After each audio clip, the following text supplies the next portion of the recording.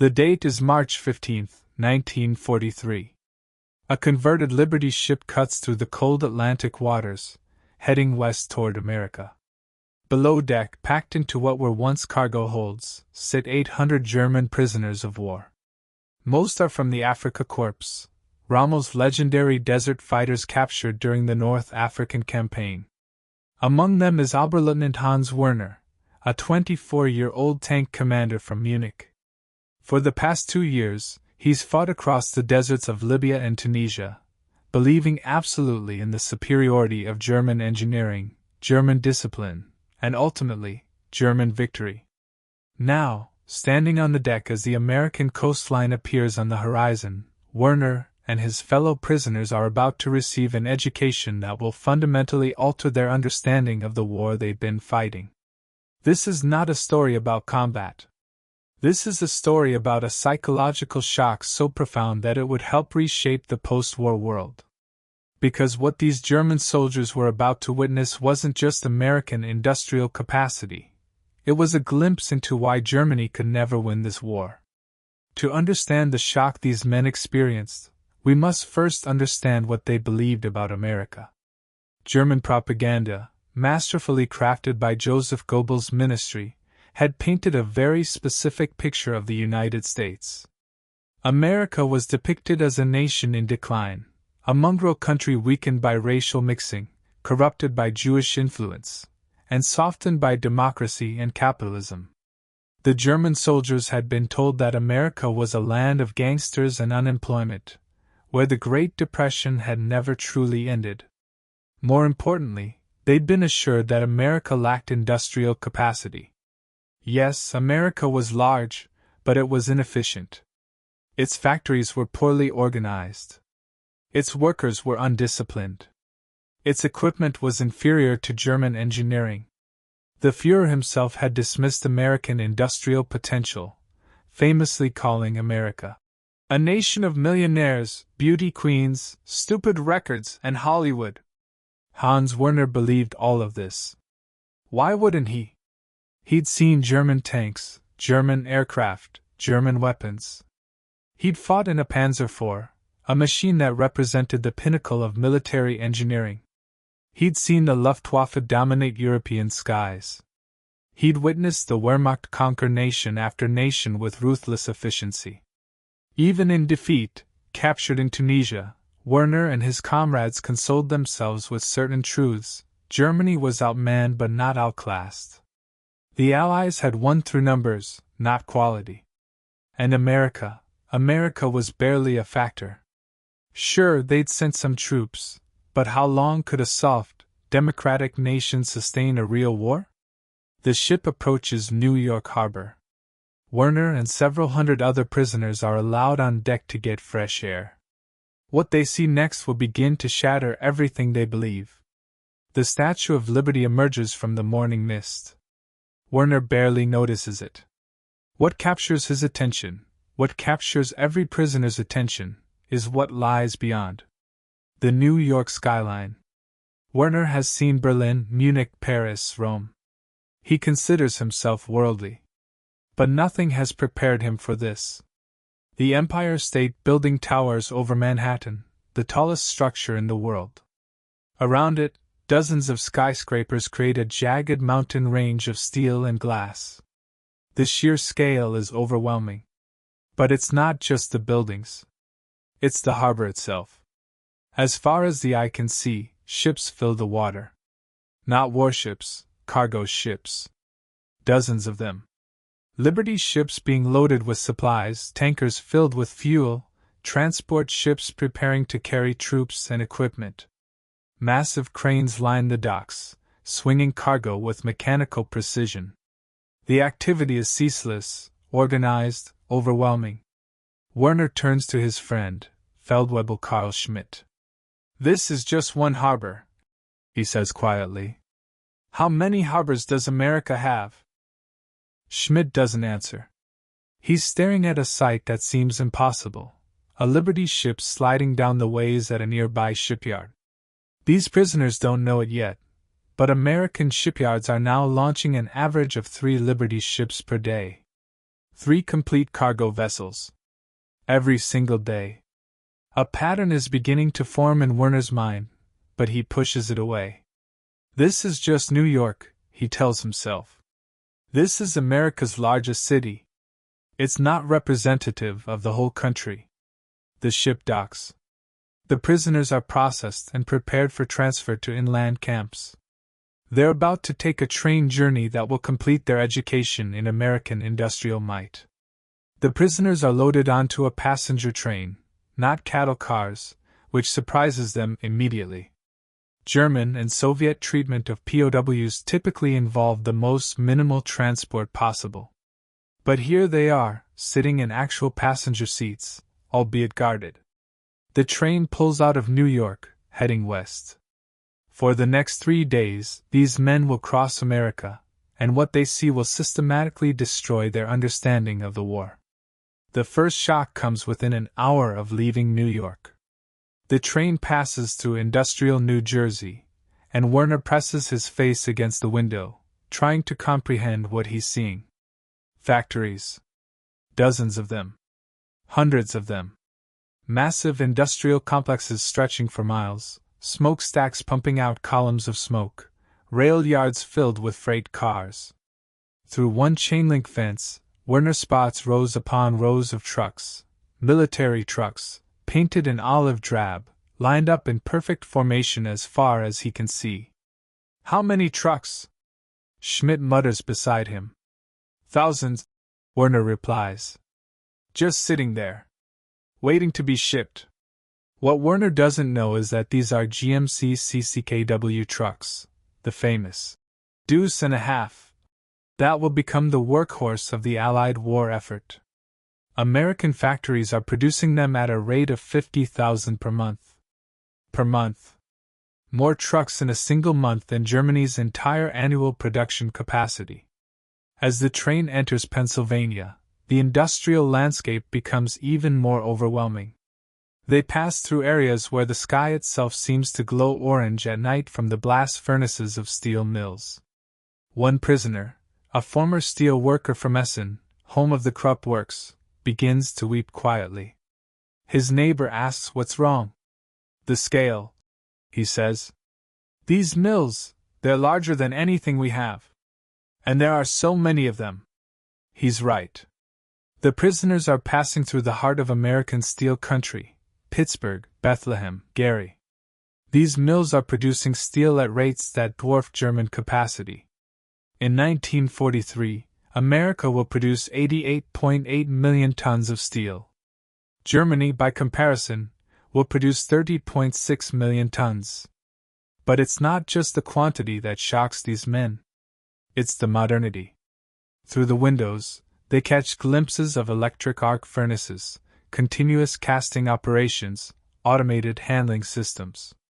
The German steel industry, for all its reputation, is surprisingly antiquated by comparison. Many facilities still rely on methods developed in the 19th century. Werner watches a facility where massive steel plates are being rolled. A German officer next to him, an engineer in civilian life, does rapid calculations in his head. If that one facility is operating at full capacity, he says, it's producing enough steel plate for, I don't know, perhaps 20 Tiger tanks per day. Just in steel. And we can barely make 1 Tiger per day total. The German prisoners begin to talk among themselves. The conversations start optimistically. Perhaps this is propaganda. Perhaps they're being shown only the most impressive facilities. But as the hours turn into days, and the industrial landscape never seems to end, a grim realization sets in. On the second day, the train enters the Midwest. The industrial landscape gives way to farmland, and for a brief moment, some prisoners feel relieved. Surely this will be like European farmland, small plots, traditional methods. They're wrong. The farms they see are enormous beyond comprehension. Fields stretch to the horizon, not the small, hedge-divided plots of Germany, but vast rectangular expanses of wheat, corn, and soybeans. Modern tractors and combine harvesters work the fields, replacing the manual labor that still dominates European agriculture. Werner sees one farm, just one, that appears to be larger than his entire home village's agricultural land combined. And that's just one farm. They pass hundreds of them. A former farmer from Bavaria speaks up. We were told America was starving, that the Depression had destroyed their agriculture, that they couldn't even feed themselves. We were told many things, Werner replies quietly. What these prisoners don't realize is that they're witnessing the American agricultural revolution in full swing. Mechanization, chemical fertilizers, hybrid crops. American farms are producing surplus food on a scale never before seen in human history. While Germany is implementing rationing and struggling to feed its population and military, America is producing so much food that it can supply not just its own forces but also Britain, the Soviet Union, and other allies through Lend-Lease. The train stops in a small Iowa town for servicing. The prisoners are allowed to stretch their legs on the platform, under guard. Werner watches the townspeople going about their business. What strikes him isn't hostility. In fact, several locals wave politely. What strikes him is normalcy. People are well dressed. Children look healthy. The stores visible from the platform appear well stocked. There are no signs of deprivation, no evidence of a nation struggling under wartime hardship. An American guard, a farm boy from Nebraska who speaks some German, chats with Werner. Your first time in America? He asks. Werner nods. What do you think? Werner hesitates, then answers honestly. It's not what I expected. Yeah, I bet your propaganda boys told you we were all starving and unemployed, right? The guard laughs. My dad's farm is doing better than ever. Government's buying everything we can produce. My brother works at a bomber plant in Omaha. Says they're making so many planes they're running out of places to park them. That night, unable to sleep as the train continues west, Werner and several other officers huddle together, trying to make sense of what they've seen. One of them, a former logistics officer, attempts calculations based on what they've observed. How many factories? How many workers? How much production? The numbers become increasingly absurd. No matter how conservatively they estimate, the American industrial capacity appears to be 5, 10, perhaps 20 times larger than Germany's. And that's just what they can see from a train window. It's impossible, one officer insists. No nation could build that much, that fast. It must be a trick. They're showing us the same factories over and over, routing the train in circles.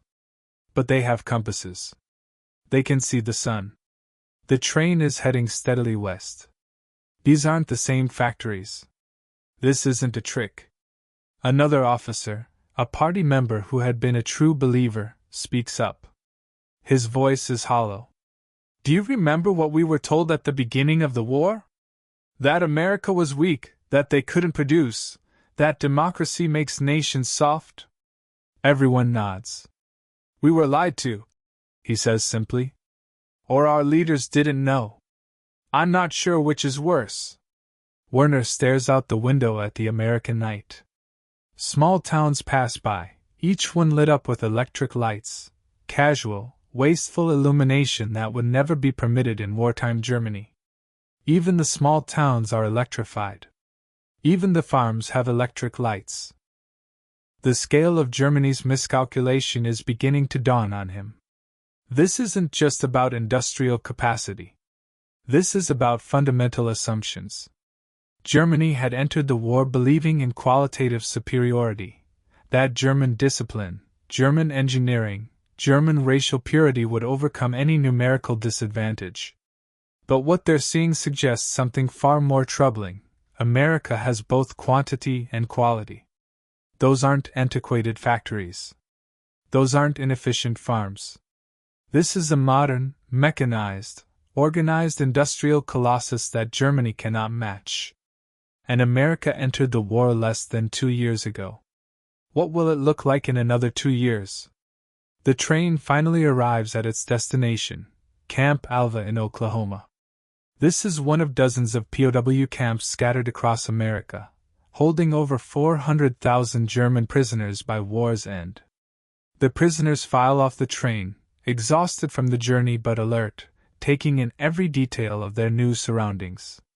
What they see continues the pattern of shock. The camp is substantial, hundreds of barracks arranged in neat rows, surrounded by wire fencing and guard towers. But what immediately strikes Werner isn't the camp itself. It's everything around it. In the distance, perhaps a mile away, he can see what appears to be a military airfield. As they watch, bomber after bomber takes off in steady succession, B-17s or B-24s. Werner can't tell the difference yet, but it doesn't matter. What matters is the number. One every few minutes. Constant. Relentless. Where are they all going? Schmidt asks. Training flights. An American guard explains in broken German. This is just a training base. The real operational bases are on the coasts. Just a training base. The implications are staggering. If this secondary facility is churning out trained bomber crews at this rate, what must the primary bases look like? The prisoners are processed and assigned to barracks. The accommodations are Spartan but adequate, far better than German POWs would receive in Soviet camps, better even than many German soldiers experience at the front. Each prisoner receives a clean mattress, 2 blankets, a pillow, soap, a towel, and basic toiletries. That evening, the prisoners receive their first American meal.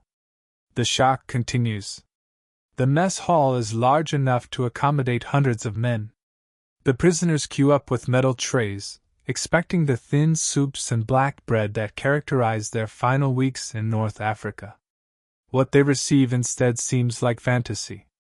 Werner stares at his tray, a substantial portion of beef, mashed potatoes, green beans, 2 slices of white bread, butter, and a piece of apple pie.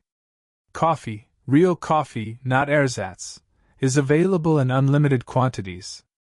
The prisoners sit in stunned silence. Then, slowly, they begin to eat. Some wolf down the food, having been malnourished in North Africa. Others eat slowly, almost reverently. This is more meat than I've seen in 2 years, one soldier says. The bread is white, another observes. Pure white flour. No sawdust, no filler. When did we last see bread like this in Germany? An older Feldwebel who fought in World War I speaks up. 1916, he says. The last time I ate this well was 1916, before the blockade. And we were winning then. The implications hang heavy in the air. The guards laugh and joke among themselves, clearly enjoying their own identical meals. This isn't special treatment for prisoners. This is standard. This is what ordinary American soldiers eat. Every day.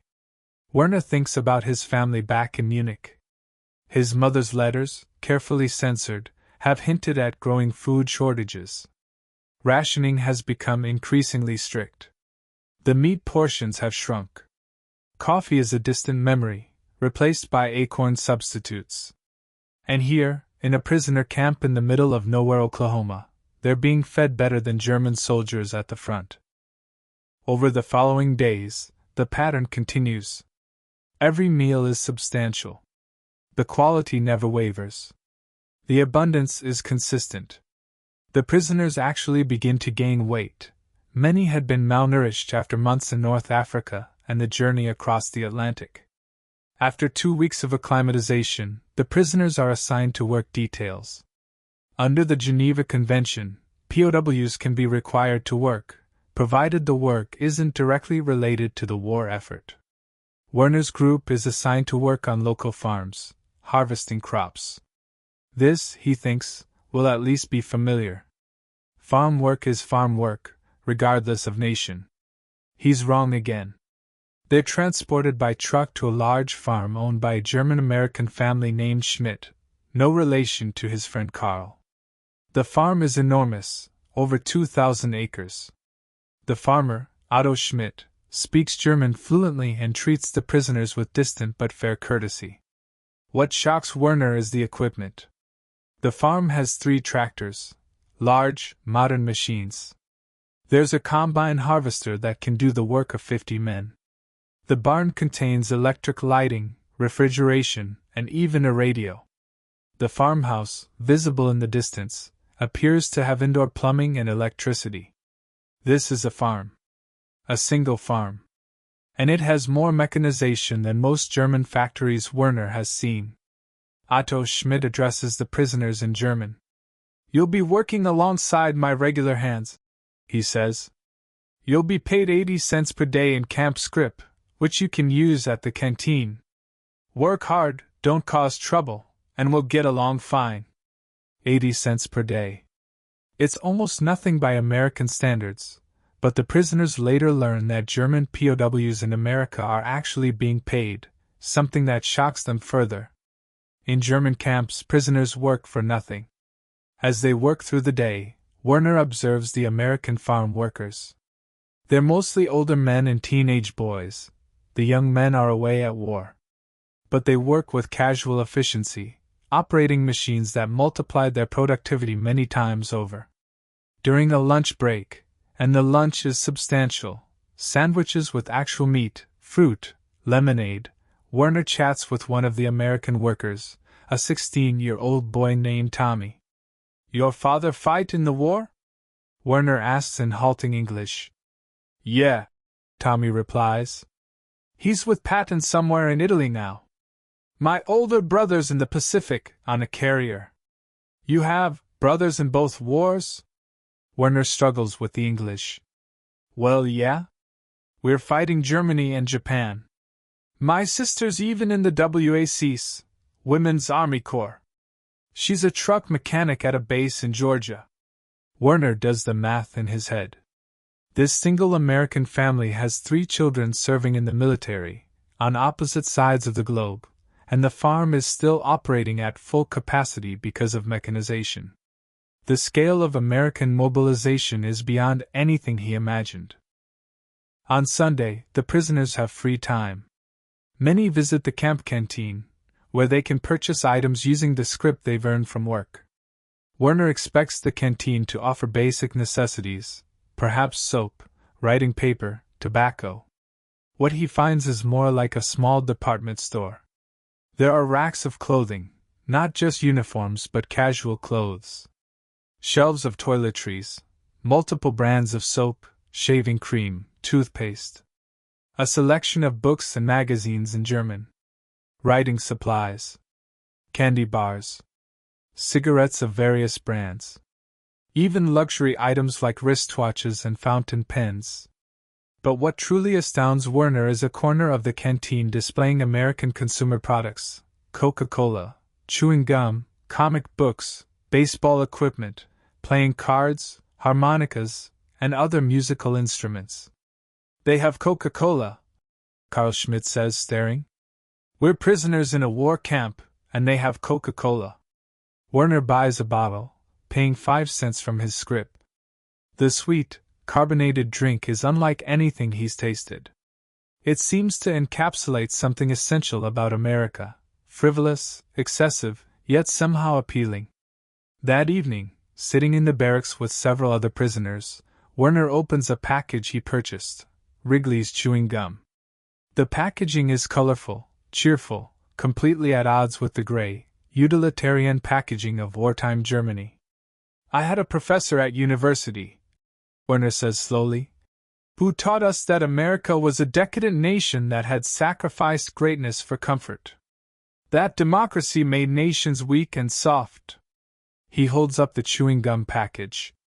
"But this," he continues, "this requires industrial capacity.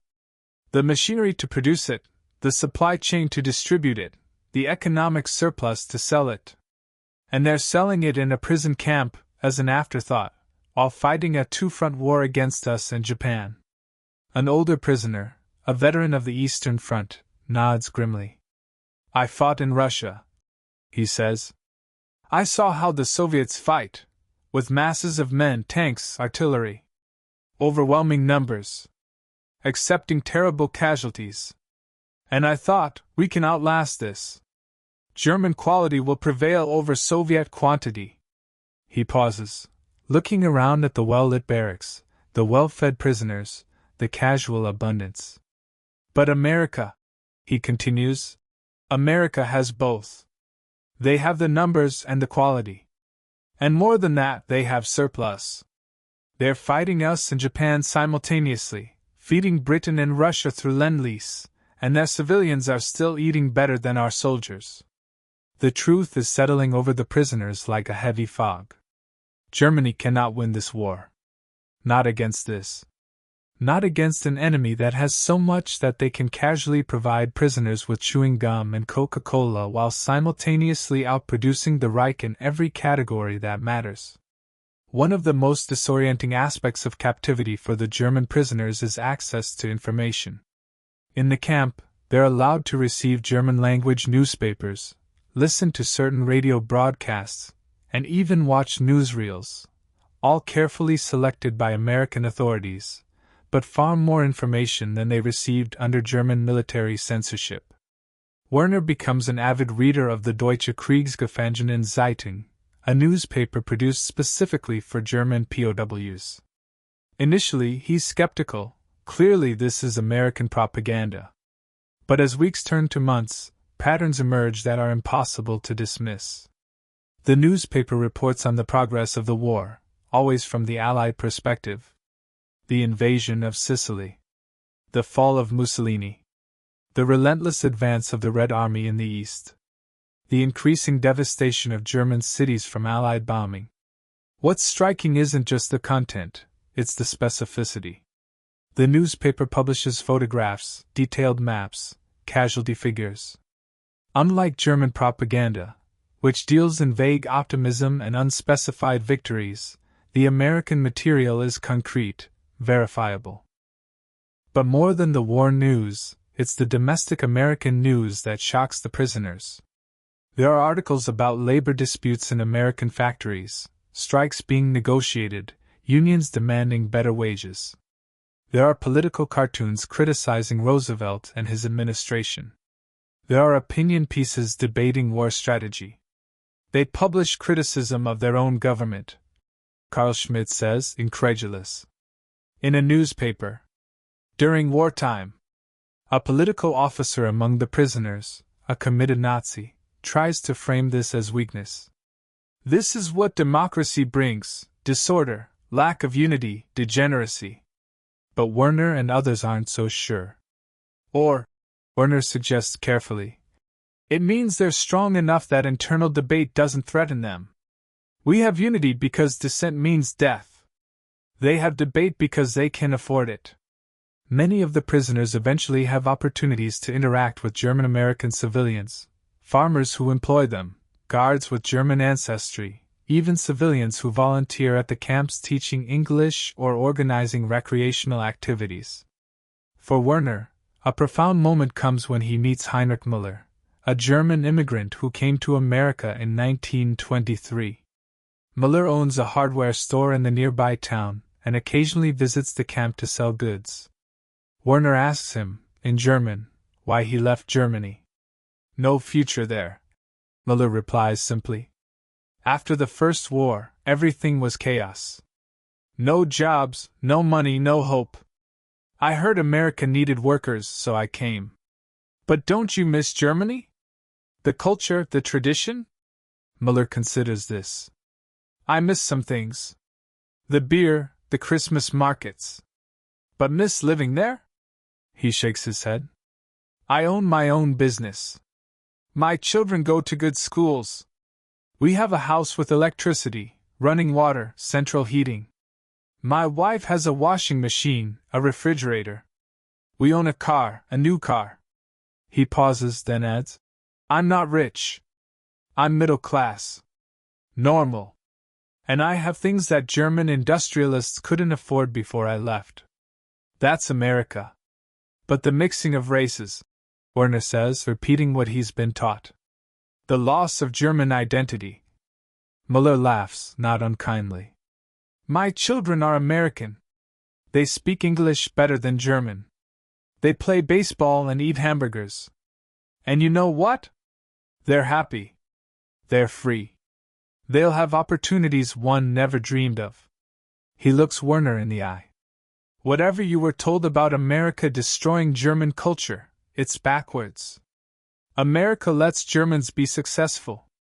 It's Germany that destroys Germans. The conversation haunts Werner for days. Here is a man of his own ethnic background, someone who could have stayed and supported the Reich's rise to power, who instead found prosperity and happiness in the very nation Germany is fighting. Several months into his captivity, Werner develops an infected tooth. The pain becomes unbearable, and he's taken to the camp medical facility. The clinic is clean, well-equipped, and staffed by American military doctors and dentists. Werner is treated by a dentist of German Jewish ancestry, Captain David Strauss, who fled Germany in 1938. As Strauss works on Werner's tooth, using Novocaine, modern equipment, proper sterile technique, he makes conversation. "First time to an American dentist?" he asks. Werner nods, his mouth full of instruments. "I practiced in Berlin before I left," Strauss continues conversationally. "Had a good practice. Then the Nuremberg laws made it impossible for Jews to work. So I left, along with thousands of other doctors, scientists, engineers. Germany's loss, America's gain." He finishes the procedure. The tooth is saved, the infection treated with sulfa drugs. No charge to Werner. It's covered under the Geneva Convention's requirements for prisoner medical care. As Werner leaves, Strauss calls after him. "By the way, that bomber that probably flies over every day. The B-17? A Jewish engineer named Samuel Gelfand designed crucial parts of its oxygen system. The penicillin that's saving thousands of lives? Developed by a team that included several Jewish researchers. The atomic research your intelligence services keep hearing whispers about? Half the scientists are Jews who fled Europe." He smiles without humor. "Your government threw away some of its best minds because of their religion. We welcome them. How do you think that math works out?" Werner walks back to his barracks in silence. He's beginning to understand that Germany's defeat isn't just about industrial capacity or resources. It's about ideas. America's openness, its willingness to accept people from anywhere, its messy democratic system, these aren't weaknesses. They're sources of strength. In late 1944, Werner and his fellow prisoners watch a newsreel of the D-Day invasion. The scale is incomprehensible. Thousands of ships. Hundreds of thousands of men. The logistics of transporting, supplying, and coordinating such an operation across the English Channel while simultaneously fighting in Italy, North Africa, and the Pacific. After the newsreel, the prisoners sit in stunned silence. Finally, an older officer speaks up, a colonel who had been an early believer in the Nazi cause. "We've lost," he says simply. "Even if the newsreel is exaggerated by half, even if they're lying about some of it, the scale, we've lost." Others want to argue, but the colonel continues. "I've been here 9 months. I've seen the factories from the train. I've seen the farms. I've eaten the food. I've watched the bombers take off every day. I've talked to the guards, the farmers, the civilians." He looks around at his fellow prisoners. "Germany is being bombed day and night. Our cities are rubble. Our industries are working at partial capacity. We're fighting on multiple fronts, running out of fuel, running out of men.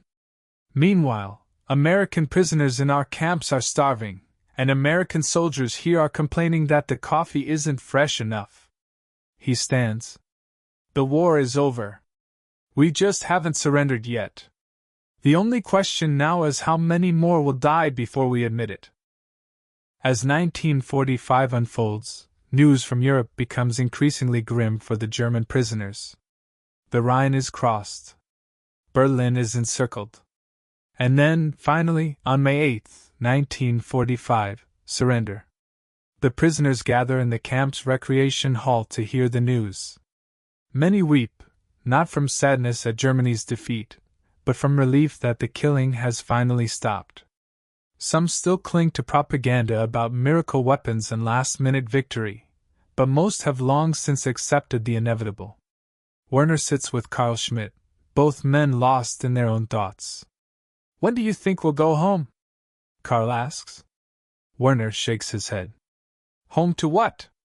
"We've heard the reports. Our cities are destroyed. The economy is shattered. Millions dead. We'll rebuild," Carl says without much conviction. "With what?" Werner asks. "With what resources? What infrastructure? What industrial base?" He gestures around at the camp, at the abundance that has characterized every aspect of their captivity. "We couldn't match this when we were trying. How will we rebuild from nothing?" What Werner doesn't yet know is that America is already planning Germany's reconstruction. The Marshall Plan is being conceived, a program that will invest billions of American dollars into rebuilding Europe, including former enemies. The idea seems impossible, almost insane. Why would the victor help rebuild the vanquished?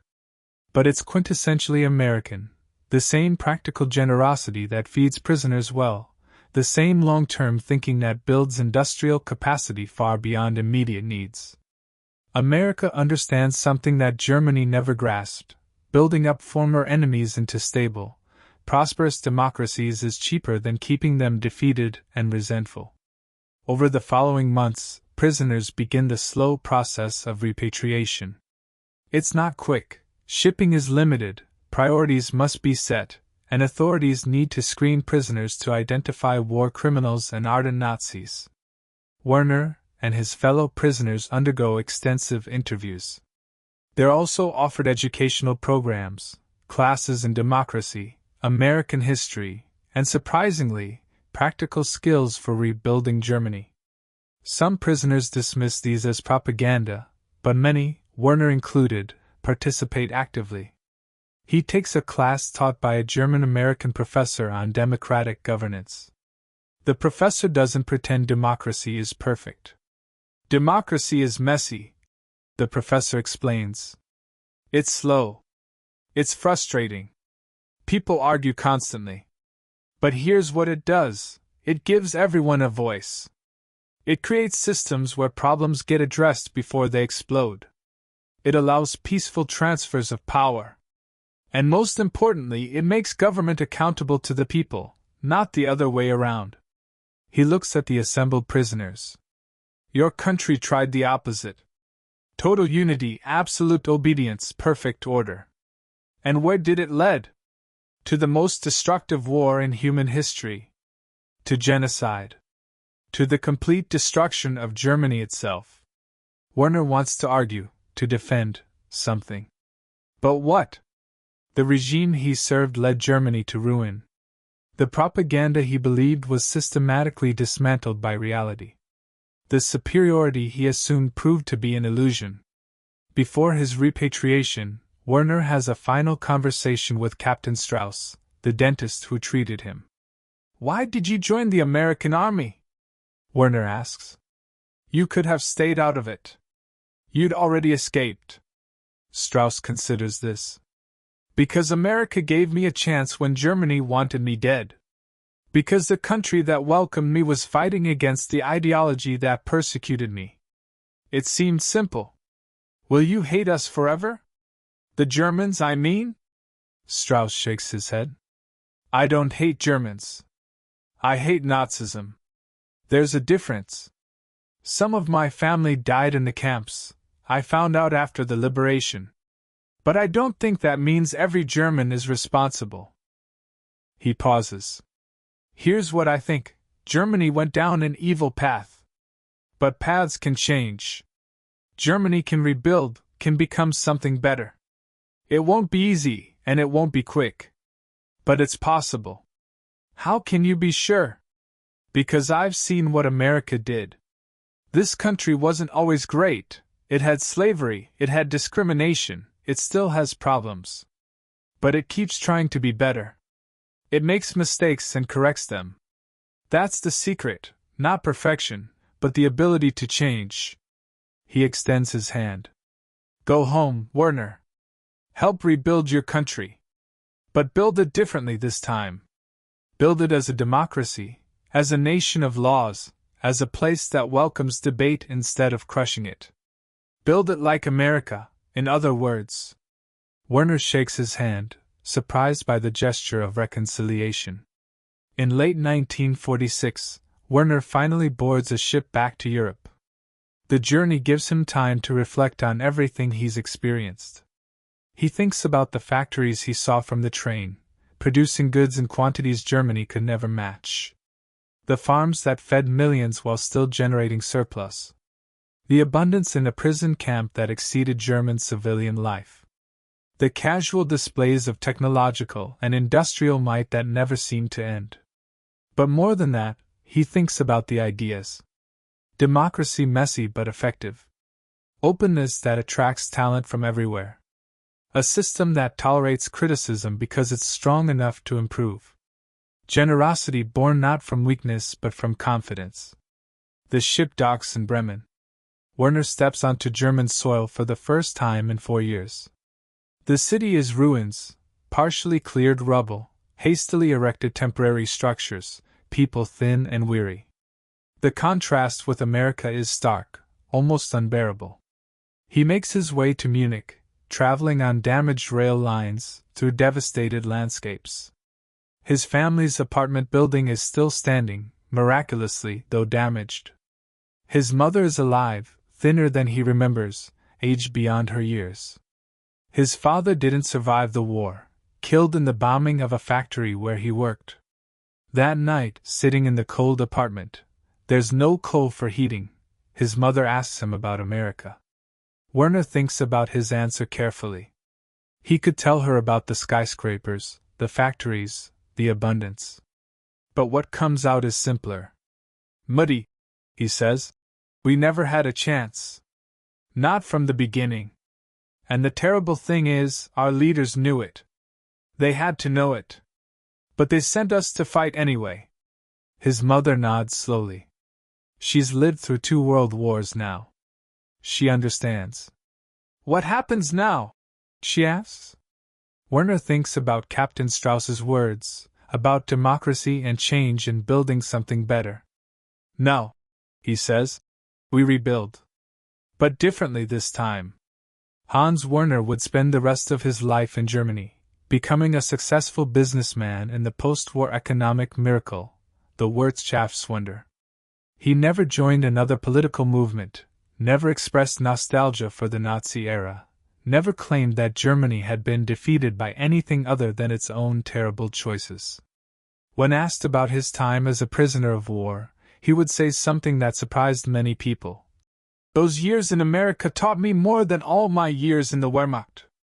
They taught me what a country could be when it valued freedom over order, abundance over militarism, and practical generosity over ideological purity. He wasn't alone. Hundreds of thousands of German POWs returned from America with similar stories, similar realizations. Many became leaders in building the new democratic Germany, the federal republic that would become one of America's closest allies and a model of stable democracy. The psychological shock these men experienced, the systematic dismantling of their propaganda-fed beliefs through simple observation of American reality, played a crucial role in Germany's post-war transformation. They had seen the future, and it didn't belong to authoritarian efficiency or racial ideology. It belonged to messy democracy, open societies, and industrial capitalism. The prisoners who rode that train across America in 1943 witnessed more than just factories and farms. They witnessed an idea made manifest, that a free society, properly organized, could outproduce, outfight, and ultimately outlast any dictatorship, no matter how disciplined or militarized. Germany had bet everything on the idea that will and ideology could overcome material reality. America proved that material reality, backed by democratic values and unleashed human potential, would always win in the end. The German prisoners returned home shocked, defeated, but strangely hopeful. They had seen what was possible. Now they would help build it in their own land. The story of German POWs in America is often overlooked in the grand narrative of World War II. We remember the battles, the leaders, the great strategic decisions. But sometimes the most profound moments happen not on battlefields, but in the quiet realization that everything you believed was wrong. Those prisoners riding trains across America, eating well in camp mess halls, working on mechanized farms, and browsing stocked canteens weren't just witnessing American industrial might. They were receiving an education in what makes nations truly powerful, not just weapons and factories, but ideas, systems, and values that unleash human potential rather than constraining it. Their shock was real. Their reassessment was genuine. And their contribution to building a new, democratic Germany was invaluable. The lesson remains relevant today. Power comes not just from resources but from the systems that organize them, not just from control but from freedom, not just from uniformity but from diversity. America's industrial might shocked those German prisoners, but what truly changed them was understanding where that might came from. It came from the same place all true strength comes from: free people, working together, building something greater than themselves. That was the real shock. And that was the lesson that helped reshape the world.